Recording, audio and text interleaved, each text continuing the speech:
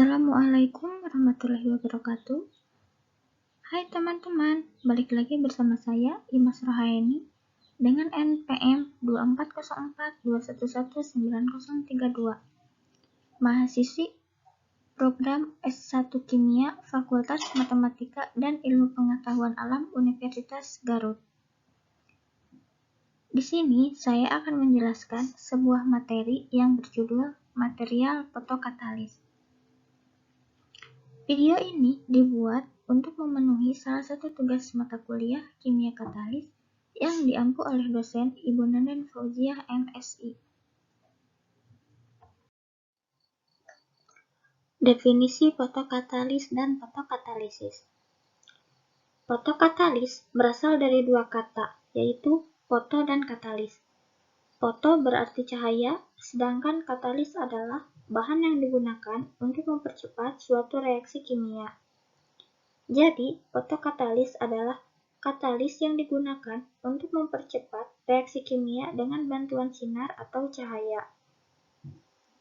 Sedangkan fotokatalisis yaitu suatu proses yang dibantu oleh adanya cahaya dan material fotokatalis.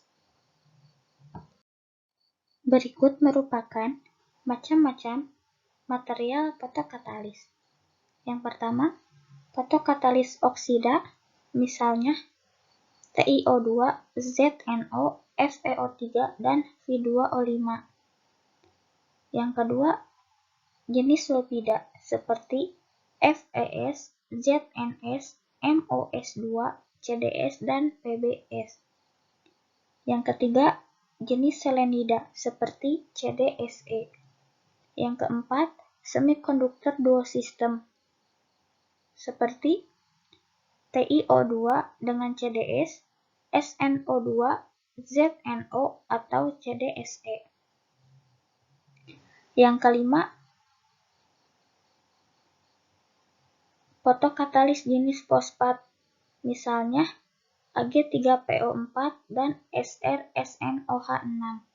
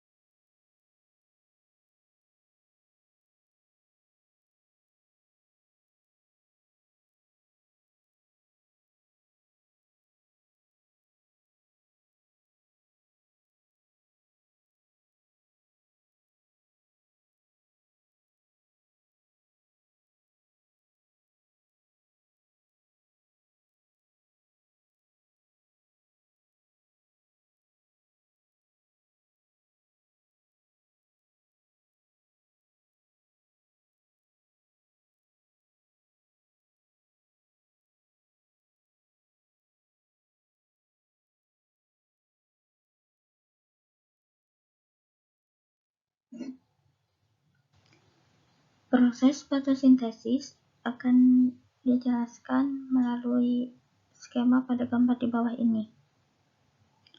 Ketika klorofil di daun menangkap cahaya matahari dan menggunakannya untuk mengubah air dan karbon dioksida menjadi gula dan oksigen. Gula yang dihasilkan dapat digunakan langsung oleh tumbuhan atau disimpan dalam bagian lain seperti buah yang sering kita konsumsi. Sama halnya dalam proses fotokatalisis. Jadi, di dalam partikel fotokatalisis menangkap sinar matahari dan kemudian menggunakannya untuk mengubah air dan karbon dioksida menjadi bahan bakar atau senyawa baru yang bermanfaat.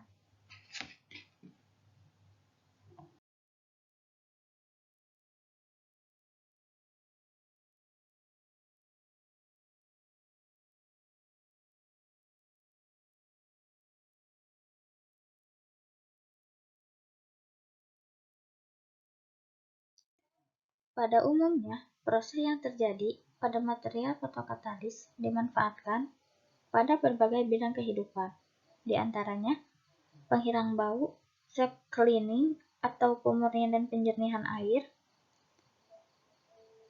degradasi berbagai polutan cair, dan degradasi bisphenol.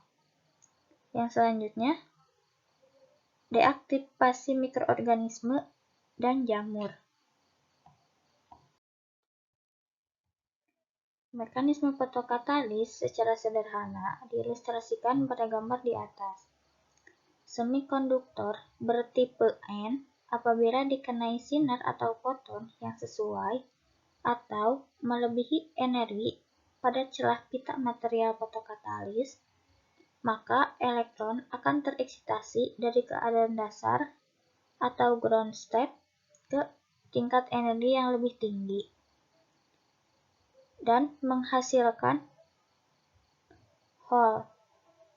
Dalam tahap ini, energi celah pita atau bandgap energi menunjukkan panjang gelombang dari sinar yang efektif terserap pada material fotokatalis. Setelah elektron dan hol terpisah, sebagian besar elektron dan hol ini akan berinteraksi kembali ke permukaan atau partikel yang disebut dengan efek rekombinasi. Dalam penerapannya, material fotokatalis dapat diterapkan dalam berbagai aspek. Misalnya, proses pengelolaan limbah industri dan pertanian, proses disinfeksi pada air minum, sintetis kimia, dan sensor gas.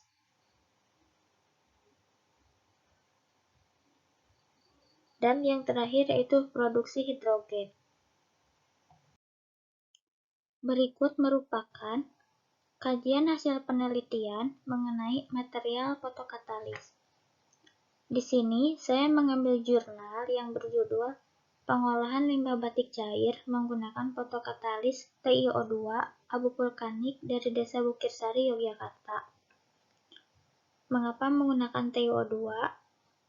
TiO2 merupakan katalis semikonduktor yang paling efektif pada fotokatalis karena mempunyai energi yang relatif besar dan cocok digunakan untuk fotokatalisis. Selain itu, tidak beracun, harganya terjangkau, dan melimpah di alam.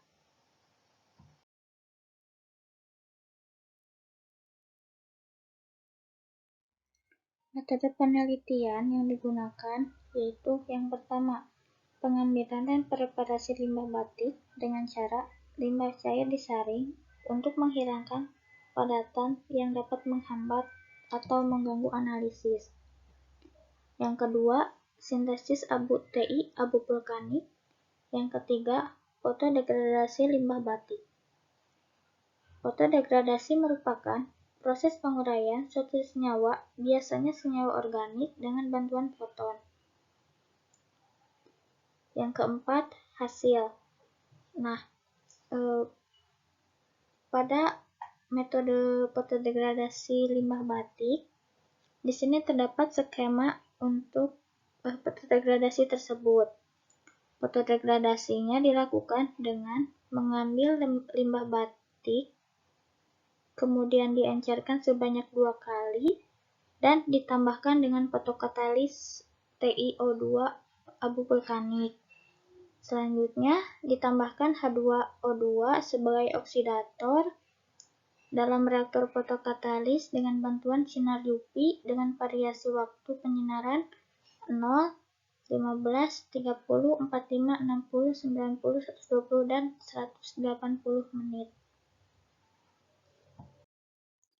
Pada hasil pengamatan diperoleh hasil pada dipetogram gambar 2 menunjukkan bahwa terdapat efek tertinggi yaitu pada unsur Fe dan Si. Dengan hasil oksidasi menunjukkan senyawa Fe2O3 dan SiO2 yang menandakan kedua senyawa tersebut memiliki kandungan unsur terbesar dalam sampel abu vulkanik yang digunakan sebagai logam pengemban dari titanium. Pada gambar 3 menunjukkan terdapat peak tertinggi yang sama, yaitu Fe dan Si, dengan hasil oksidasi Fe2O3 dan SiO2. Namun, pada peak tersebut juga muncul unsur senyawa Ti yang menandakan bahwa senyawa titanium dengan oksida TiO2 telah terbentuk atau telah terembankan pada hasil sintesis yang telah dilakukan. Dari data di atas, kemudian didukung dengan adanya tabel persentase kandungan di dalamnya yang ditunjukkan pada tabel 1 dan 2. Berdasarkan tabel 1 dan tabel 2, dapat diketahui bahwa unsur yang lebih mendominasi adalah unsur Si dan Fe, di mana pada sampel abu vulkanik murni dengan senyawa oksida SiO2 memiliki persentase 42%, sedangkan pada senyawa oksida Fe2O3 memiliki persentase 23,8%. Pada kandungan Ti abu vulkanik atau hasil pengembanan dapat terlihat bahwa unsur yang lebih mendominasi ialah senyawa yang sama, yaitu Si dan Fe, dengan senyawa oksida SiO2 yang memiliki persentase 38,9% dan senyawa oksida Fe2O3 memiliki persentase 20%.